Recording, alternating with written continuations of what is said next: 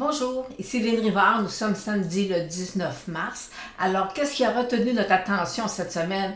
Forcément, la semaine des trois sorcières a donné un rebond sur le secteur techno et on va en revenir, on va en discuter un peu plus lorsqu'on va être dans la section des indices.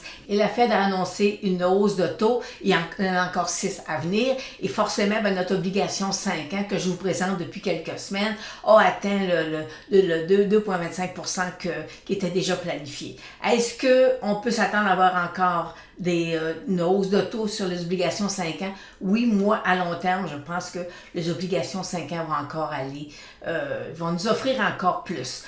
Pour celui qui emprunte, c'est désagréable, mais pour celui qui place les gens à leur retraite, tout ça, d'avoir des taux d'intérêt sur la sécurité, c'est quand même important dans un portefeuille. Aussi, notre marché canadien, le TSX nous a fait un nouveau sommet. Alors, il est sorti hors de ma résistance et c'est ce qu'on appelle dans le jargon une phase 3. Fait que là, il revient en phase 2. Le seul risque qu'il pourrait y avoir, c'est qu'on sera en présence d'un bull trap. Bon, c'est le risque qu'il y a, mais pour l'instant, on n'a rien à craindre sur le marché canadien. Ma moyenne mobile 200 jours, elle est haussière. Par contre, j'ai un secteur ou un indice qui m'offre présentement une croix de la mort. Alors, on va la voir un peu plus. Là, je vais aller vous la montrer dans la section, c'est juste au niveau des secteurs et des indices. Alors, on va poursuivre avec qu'est-ce qui nous attend cette semaine au niveau des résultats financiers. Alors, qu'est-ce qui va retenir notre attention cette semaine au niveau des résultats sur le marché américain et canadien? Marché américain, on a lundi après la fermeture des marchés Nike. C'est un gros joueur. OK? Alors, c'est intéressant. On a mardi, après la fermeture des marchés, on a Adobe. Et nous avons aussi Colgate mercredi avant l'ouverture des marchés. Alors, voyez-vous, on est dans 3 secteurs complètement différents. Alors, ça va nous donner un peu le pouls, comment les marchés vont. Et aussi, sur le marché canadien, on aurait BRP qui dévoilerait ses résultats. Alors, ces 4 titres-là, nous, dans la section C'est juste du technique, je vais les analyser. Et en même temps, je vais aller vous faire une démonstration que lorsqu'un stock a atteint un bon marché, est-ce que c'est le temps de rembarquer immédiatement ou... alors, il y a quand même des petites règles à suivre. Alors, on en parle dans la section C'est juste du technique. Dans la section des indices et des secteurs, autant canadiens qu'américains, on va débuter avec celui du Dow Jones. Alors, le Dow Jones, on a un beau couloir qui est baissier présentement. Alors, cette semaine, c'est une semaine exceptionnelle. Alors, et on a, voyez-vous, il a percé sa moyenne mobile de 200 jours. Est-ce qu'il va la traverser? Selon moi, j'en doute fort. Bon, mais puis je dois vous dire aussi, j'ai une cible baissière avec la technique point and figure sur le Dow Jones. Alors, on est dans un sommet. Quand je dis dans le sommet, voyez-vous, on est au-dessus de 30 000, 33 000, là, on a fait 36 000 quelque chose. Alors, c'est pas... on est dans une zone de sommet. Et on sort des 3 sorcières. Alors, il est tout à fait normal, cette semaine, de constater que vendredi, il y a eu énormément de volume sur certains titres. Et regardez ici, là, sur le Dow Jones, ça a été une grosse journée, là, 627 millions. Alors, c'est une grosse journée. Alors, parfois, vous allez dire, il y a eu du volume sur le titre, intéressant, mais c'est juste des fermetures d'options ou les gens, les courtiers en valeur mobilière, les fonds mutuels, puis ils ont fait des moves. Alors, c'est normal que dans la semaine des 3 sorcières, qu'on ait énormément de volume sur les titres. Examinons maintenant le Nasdaq qui a quand même, depuis son sommet de novembre, affiche quand même moins 22%. Alors, il est normal que cette semaine, il y a eu des rebonds. Et dans la section C'est juste du technique, je vais aller vous montrer qu'est-ce qu'on fait quand un titre a vraiment perdu énormément et c'est quoi les repères qu'on a, qu'on peut aller chercher pour nous guider un peu. Est-ce que c'est un rebond ou c'est quelque chose qui va être, je ne vous dirais pas permanent, parce que dans le marché boursier, il n'y a pas grand-chose de permanent, mais est-ce que c'est un rebond ou c'est que ce rebond-là va être suivi d'un repli afin de poursuivre? Alors, dans la section C'est juste technique, je vous donne un petit truc qui est intéressant pour nous éviter les pièges. des rebonds. Alors, fait que dans le Nasdaq, on a, comme je vous mentionnais, une baisse de 22%. Et le 12 février dernier, je vous ai parlé du Nasdaq High Low Index et je vous mentionnais qu'il était vraiment dans une zone de survendu. Et je vous disais, bon, peut-être que le pire est derrière nous. Alors, fait qu'on voit cette semaine qu'effectivement, c'est quand même, c'est intéressant de voir qu'il y a des bons titres qui rebondissent.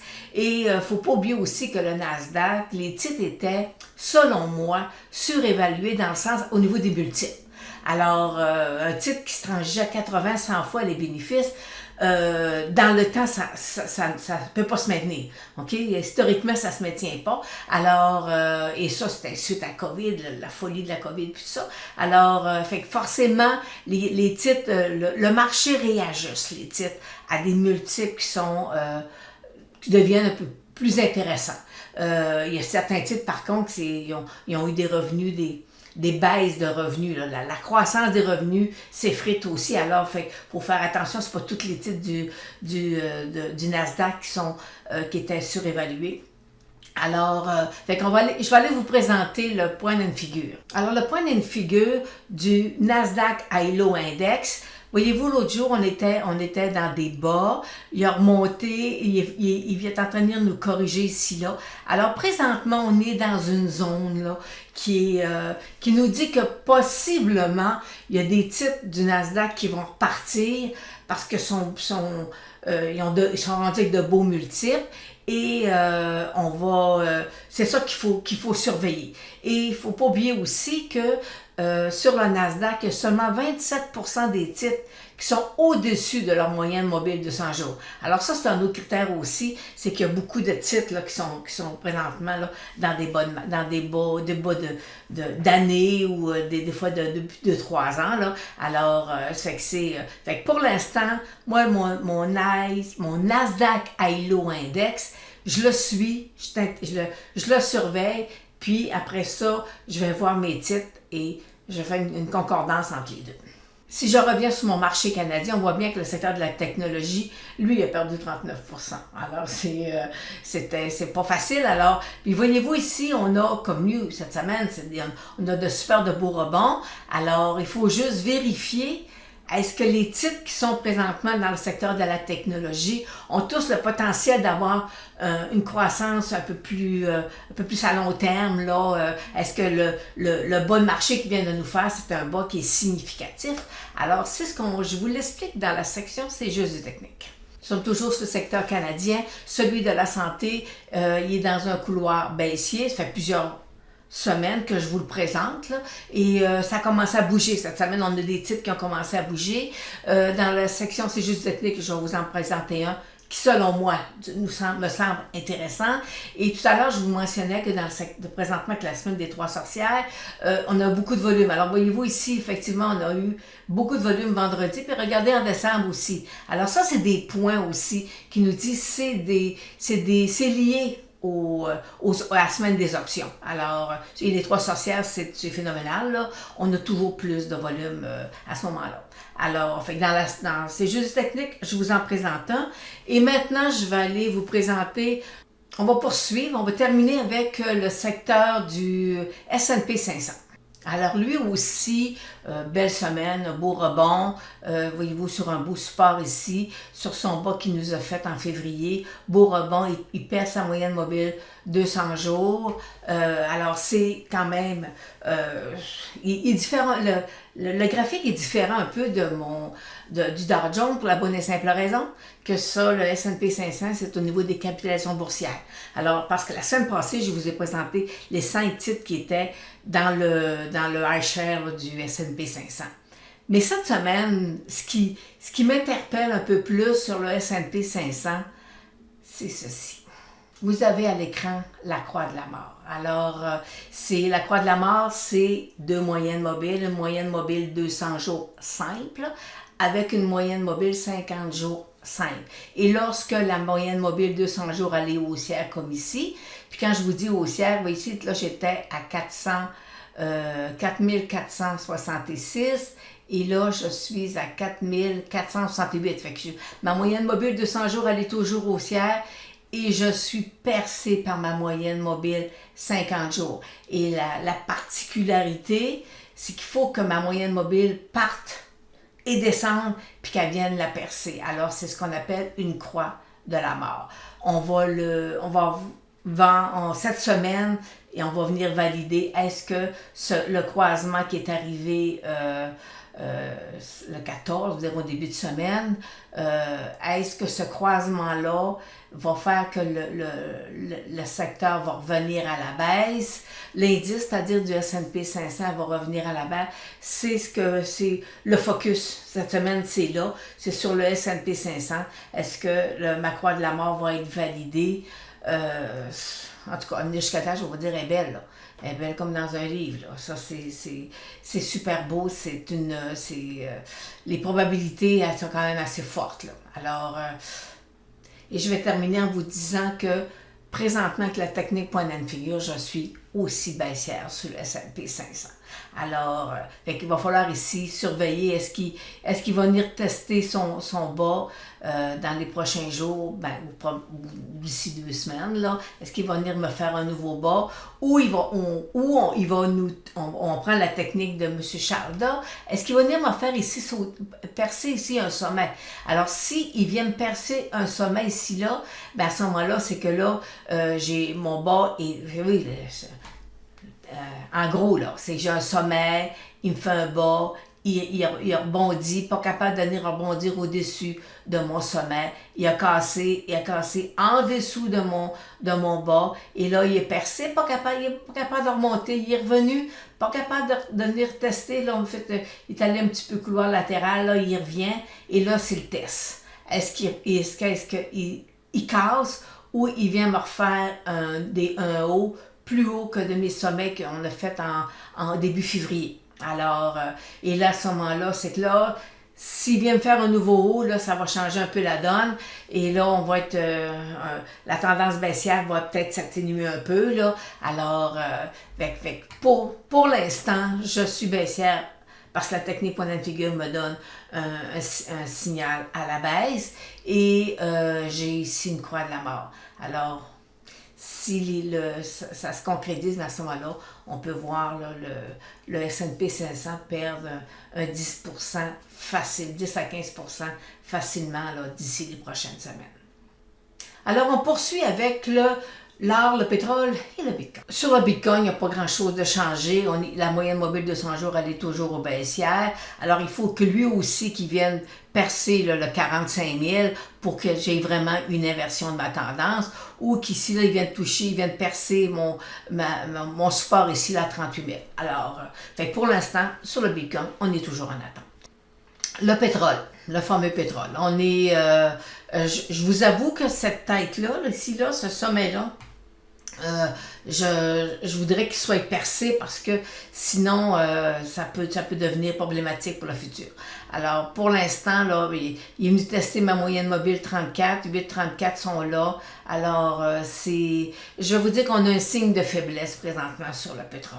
Et l'or, c'est pas plus jojo. Alors, voyez-vous, on a fermé là à 1920. Et là, lui aussi vient tester sa moyenne mobile de 100 jours. Parce que voyez-vous, c'est des graphiques qui quand même assez similaires. Ici, là, j'ai un bon support à 1900.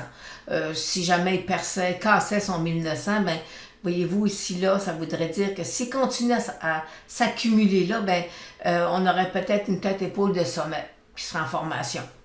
Là, c'est hypothétique, là, mais on se dit, il ne faut pas qu'il perce le 1900 $ l'once. Alors, débutons ces jeux du technique avec le titre de Nike qui présente ses résultats cette semaine.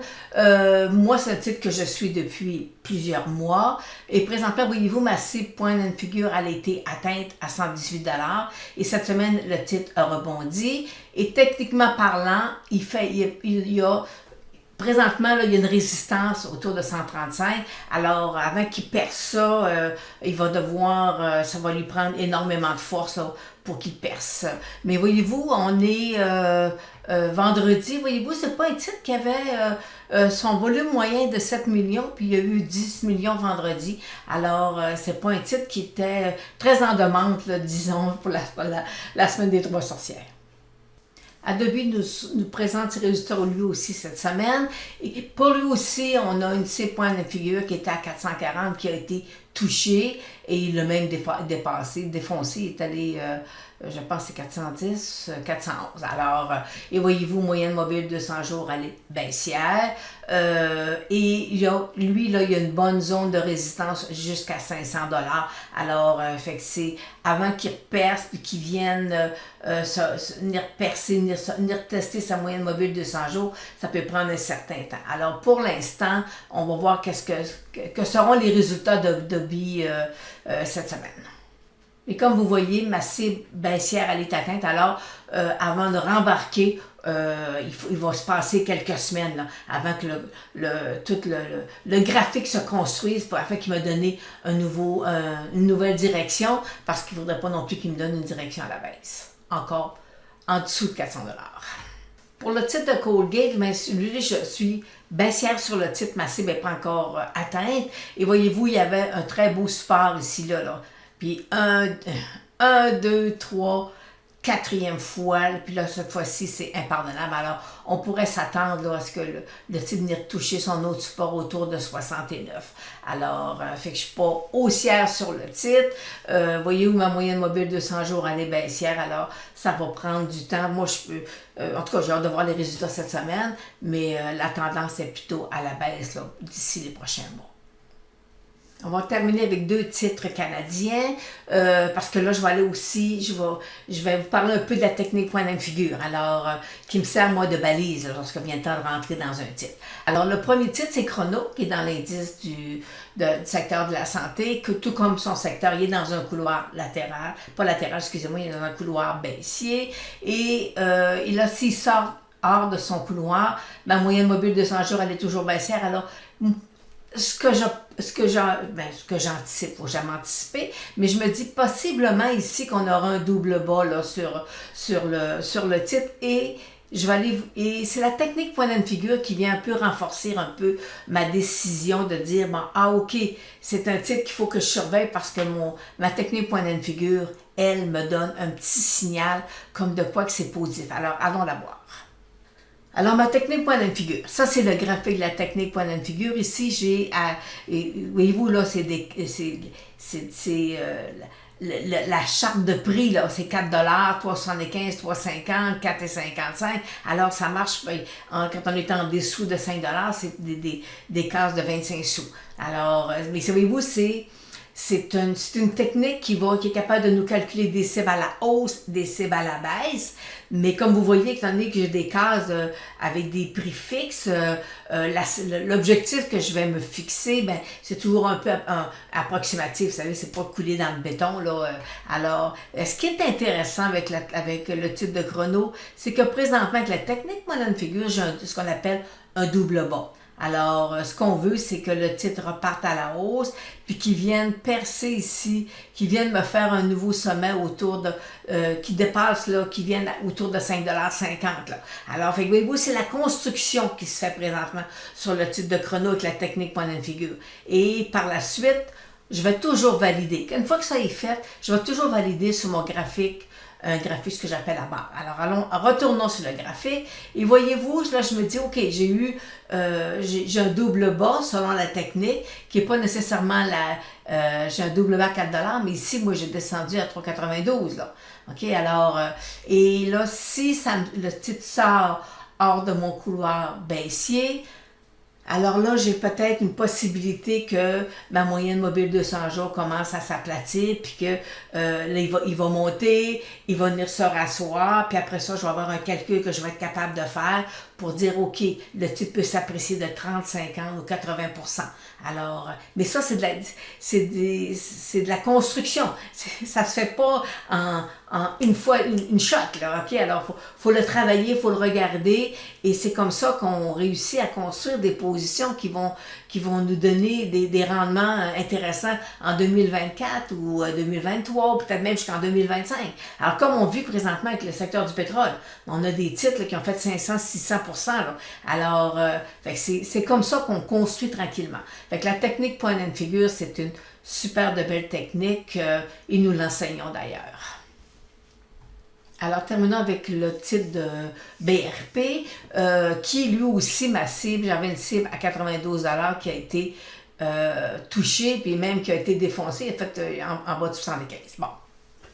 Et là, présentement, on est dans un couloir haussier et il rebondit. Et là, on va aller, OK, je suis dans un couloir haussier, ça veut dire qu'à ce moment-là, je vais aller tracer mon couloir. Tout ce que je veux, c'est que je veux que le titre poursuive. Et si jamais il cassait qui sortait hors de mon couloir, à ce moment-là, je me dis, OK, c'est un point de sortie pour l'investisseur qui fait du swing, c'est un point de sortie. Mais est-ce que le titre de BRP, vu qu'il a atteint sa tête, il a touché, touché sa cible et que même il l'a percé encore plus profondément, est-ce que présentement avec la technique point and figure, qu'est-ce que celle-ci me donne comme message? Alors, allons voir le graphique. Alors, le graphique de la technique point and figure sur le titre de BRP est positif. Alors, c'est qu'on sait qu'à long terme, j'ai un titre qui a du potentiel à la hausse. Alors, est-ce que j'attends que mon titre se replie techniquement hors de son couloir, tout à l'heure que je vous ai montré? Mais c'est ça qu'on va voir, là. Alors, pour l'instant, voyez-vous, ce schéma-là que vous avez là, c'est baissier, mais vous savez qu'avec la technique point and figure, c'est une technique qui me donne des cibles à la hausse ou des cibles à la baisse, mais que je dois toujours travailler conjointement avec un graphique conventionnel. Alors, on retourne sur le graphique conventionnel, parce que là, je sais que j'ai possiblement un potentiel qui est haussier intéressant avec la technique point and figure.